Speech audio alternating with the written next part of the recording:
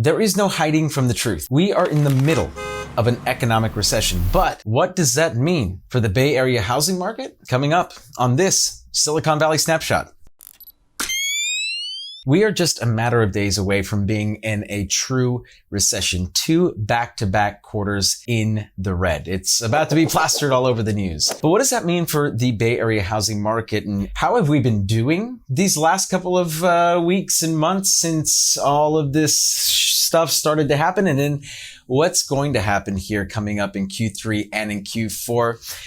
That's coming up. But before we get into the numbers, before we get into the data, if you are a home buyer in today's marketplace and you're looking for a comprehensive data set to assist you in your home buying decision making, you can go ahead and text the word data plus the area or the neighborhood or the zip code that you're looking in, and we'll get all that information sent straight to your inbox. And if you're a home seller, my God, pricing strategy matters now more than ever.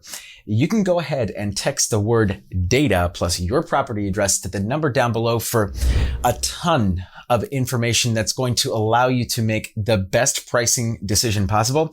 Make sure that you're not sitting on the market for 6 months. The economy has come to a screeching halt, and the Bay Area housing market has followed suit. We are seeing inventory levels rise and demand fall, pending sales fall. There's so much buffer built into the marketplace that we are still in quite a good seller's market. Believe it or not, it's just not what it was before. Now, there's no sense in delaying. Let's get straight into the numbers and then do a little bit of analysis after the fact. But flipping on over into Santa Clara County in May, we saw an increase year over year of 21.4% in inventory levels and a decrease in pending activity or demand of 28.3%. That is a pretty significant swing. We're looking at pretty much a 50-point swing year over year. And when we look at the month to date numbers year over year, basically meaning for the first 22 days in June in 2022 versus the first 22 days in June of 2021,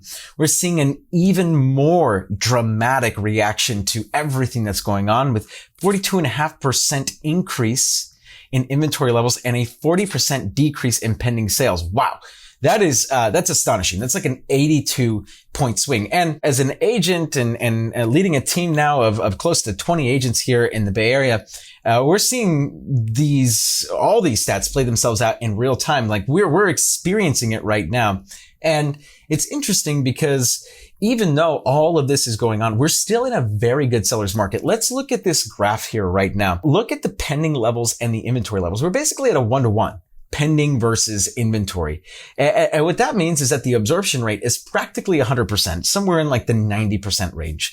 And anything over a 33% absorption rate is technically considered a seller's market. And so we are still very much in the clear and still very much in a seller's market. The difference is consumer expectations and perception. You see, right now we're in this window of time where for 2 plus years, sellers were used to putting their home up on the market for a week and then it would sell. Then all of a sudden in late April, early May, sellers put their home up. They expected it to be a week and it didn't sell in a week. It took maybe 2 weeks or 3 weeks, or maybe it's still on the market right now. And that is the part that is, there is a mindset shift that needs to occur right now. And a lot of sellers just are not mentally prepared, were not mentally prepared for this kind of environment. More on that later. Flipping on over to San Mateo County, we're seeing 534 homes on the market right now versus 458 last year in May. That's an increase in 16.6%. And pending sales or demand in May of 22, 430 versus 620 last year. That is a 30% drop. That's pretty significant. Again, about a 50-point swing like we saw in Santa Clara County. It gets even more dramatic when you look at the month-to-date numbers here in June. And this is a theme that we're going to be seeing, is it was getting kind of bad in May and it's way worse here in June. In June, there's a 35.7% increase month-to-date year over year in inventory levels and a 28% decrease in pending activity month to date year over year. That is well over a 60-point swing. We still have a few days left in June, but chances are we're going to see some sort of increase in that delta in June versus May. So market conditions are getting more favorable month over month over month for home buyers. Now, moving on up the peninsula in San Francisco, not much is really changing in San Francisco. Yes, inventory levels are going up, but inventory levels go up every single summer. And when you look at inventory levels in May of this year versus May of last year, we do see an increase, a 25.4% increase in inventory levels. In June of this year, month to date, year over year, we're seeing a 29.8% increase in inventory levels. And so it's interesting because the one thing that we're seeing here at SSV is a lot of our agents in San Francisco are still seeing a very, very strong market in the single family sector in San Francisco. And I'll be interested to see how the single family market in particular in San Francisco weathers this storm, because I actually think that that is probably one of the more safe buys that you could make in the entire Bay Area. Even though San Francisco as a whole is one of the weaker markets, I think single family homes in San Francisco have been holding their values very well, have been holding because of the scarcity of the single family homes in San Francisco. I still believe that it's going to be rather competitive, even heading into this more of a neutral market here, bordering on a buyer's market in San Francisco. I still think that single families are going to do just fine in the city. Interestingly enough, demand in the city is actually on the rise. We're seeing a 10% decrease in pending sales month to date, year over year. In June, last month, they were down 22%. So pending activity is starting to climb just a little bit.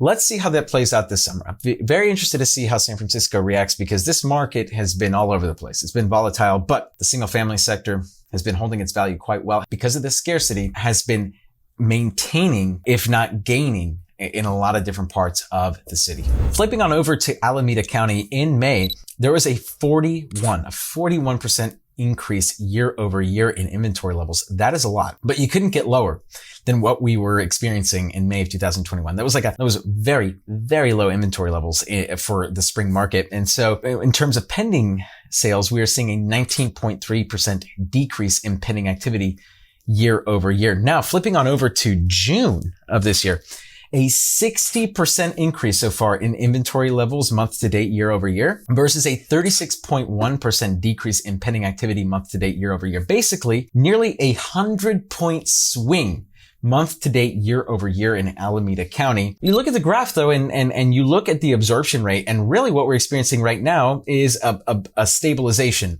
Should these trends continue? Should we continue to see that downward trajectory of demand and upward climb in inventory? We could be in trouble, but we are at least, by my estimation, 3 months away from that. So we'd have to have that same dip, like an aggressive drop in demand, an aggressive increase in inventory for another 2 to 3 months to really truly be in a neutral and or a buyer's market. Flipping on over to Contra Costa County, a 78.2% increase in inventory levels year over year in May versus a 25.3% decrease in pending activity year over year in May. Now, when you compare that to June, we are actually seeing a little bit of a drop off in inventory climb. So last month it was 78.2. This month, month to date in June, 64.4% increase in inventory levels and a 29.6% decrease in pending activity. The stabilization is real. It is real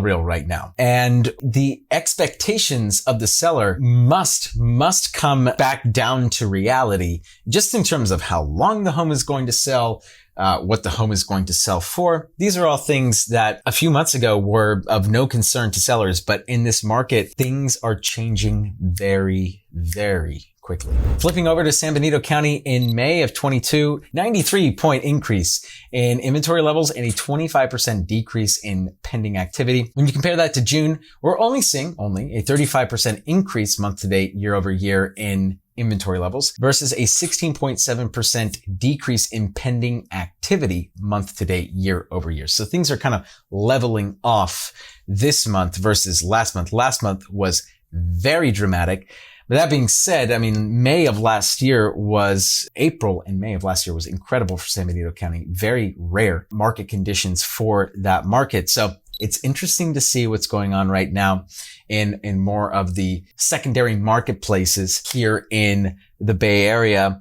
And speaking of secondary marketplaces, Santa Cruz, we're seeing a 10.2% increase in inventory levels year over year in May. So way less dramatic than we're seeing in most other places here in the Bay, versus a 27.9% decrease in pending activity year over year. Now, you're looking at what's going on in June, this month to date, year over year, a 41% increase in inventory levels. So we're catching up here in Santa Cruz, versus a 31.6% decrease in pending activity month to date, year over year in Santa Cruz. This market is changing dramatically every single day. And it's interesting because what we're seeing in real time here as agents is that there is a small subset of buyers right now that realize the opportunity that is in front of them. You see, right now, as the market shifts and as we stabilize and come into this new market, there are tons of opportunities out there for a couple of reasons. Number one, sellers have yet to adjust to this new market. So used to selling it in a week. Now it's going to take several months. Well, most sellers are thinking, well, oh my gosh, my home didn't sell in a week. What's wrong? I need to reduce the price. And they go into panic mode. And we're seeing right now different scenarios in which sellers are selling their homes for way less than they should be, simply because they are panicking and their agents aren't coaching them to stay patient during this changing market. One of my young buck agents, Taha, actually just got one of his clients into contract this week on a property for $900,000. The last comp in April sold for $1,050,000. He literally got his client a 15% discount on this home because the seller was just ready to, they were on the market for nearly 2 months. Taha did an amazing job of negotiating for his client. He got his client a 15% discount on this home. Now, when's the last time you heard of any buyer in Silicon Valley or the greater Bay Area get a 15% discount on a house? This is the kind of opportunity that is out there. The runway is there for that home to get back up to $1,050,000 and rather quickly too.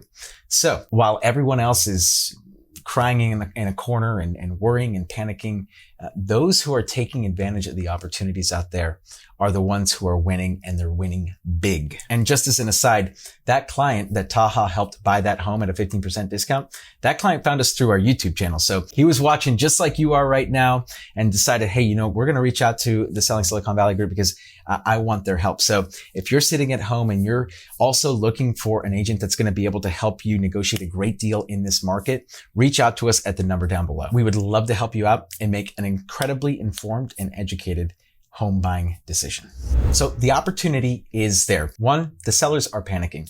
And because they're panicking and they're not being coached properly to adjust to this new market, they're selling their homes at a significant discount. And that window of opportunity is not going to last for a long time. I guarantee you by the time Q4 rolls around, everyone will have adjusted to this new normal, and we're not going to see the kind of fire sale activity that we're seeing right now. The second opportunity actually lies in the interest rates. Now you might be thinking to yourself, oh my gosh, the interest rates have never been higher. Why is that an opportunity? Well, you see, as interest rates continue to climb up, there are going to be buyers that get scared off by the rate. That's normal. But let me offer this piece of advice to you. The window of opportunity right now is to buy homes at a way lower price than you would have gotten, say, 3-4 months ago. Rates are going up. Why are they going up? It's to artificially slow the economy down. It's to slow inflation down. It's to slow spending down. They want you to pull back. And as a result, housing prices are coming down right now in the interim. But just like everything else, what goes up must come down, and what goes down must come up. Prices are coming down. Guess what? They're going to go back up. Rates are going up, and guess what? They're going to come back down. If you are smart enough to buy a home right now, as all of this chaos is causing so much confusion and panic, you're going to lock in a home at an amazing price right now. And in a year, 2 years, probably 2 to 3 years, be able to refinance out of the rate that you got right now and into a way better rate.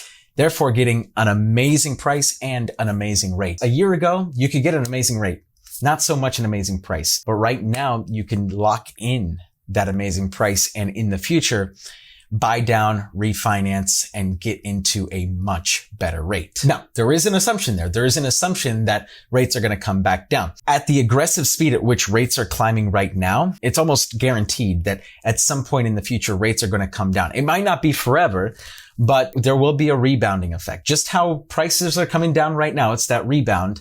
There will be a point in time where mortgage rates are going to be lower and significantly lower than where they are right now. One last thing to keep in mind here as we go into Q3 and Q4 of this year. You see, it's very easy to equate a recession with a housing crash. Why? Recency bias leads us to remember the 2008 crash. That was the last time we had a true recession. And the recession was caused by the housing market collapse. But in the last 6 recessions, only 2 out of those 6 has actually resulted in the housing market depreciating year over year. Meaning 4 out of the 6 times that we've seen a recession, housing has actually gone up. Now, there are so many reasons why that is the case, and way more reasons than we have to get into in this video, but it's definitely something to keep in mind that even though you're seeing all of this commotion and panicking, housing tends to be a very good investment during times of hardship. When the US economy is not doing that well, we tend to see housing perform very well.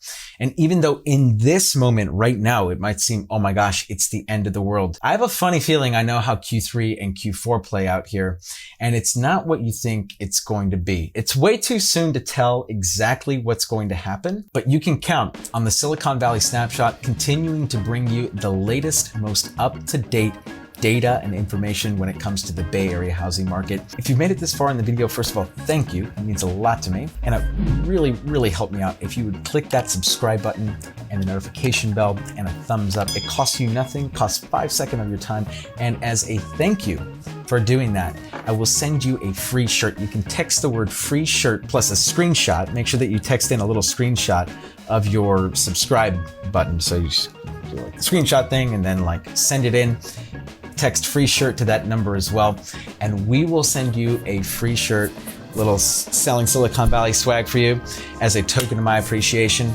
Helps me get in front of more people just like you. And one last thing for you, just remember, winners are the ones who go left when everyone goes right. This is Danny Gold, everyone, selling Silicon Valley. I will catch all of you in the next Silicon Valley Snapshot.